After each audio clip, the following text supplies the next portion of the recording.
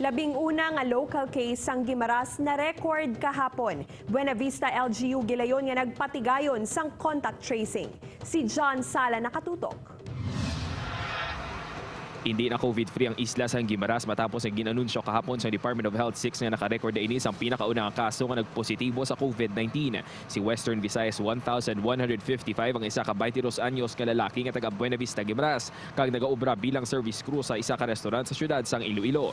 Padayon na ginapatigayon nga contact tracing kag investigasyon sa Guimaras LGU sa mga naka-close contacts ang pasyente. Gusto talang klaruhot nga sa subong, we are still investigating the case, no. Kay kung tanaw naton ang ining utod naton nga Guimaras nun nga na-infect, nagaubra ini siya sa syudad sang Iloilo kag nagatinira di siya sa syudad sang Iloilo. Hulyo 13 ang uli nga nakapauli sa Guimaras ang nagpositibo sa virus kag nag-overnight stay lang ini sa Ilabalay. Ginatipo na sang LGU ang mga papeles lakip ng manifesto sang pambon nga ginsakyan sini para sa mas maid-id nga contact tracing. Suno kay gandong mas mapadali kun tani ang contact tracing kag investigasyon kun maghatag sa konkreto nga datos kag impormasyon ng DOH-6. Hindi pagid klaro ang mga sirkumstansya sa diin siya ihan na infect.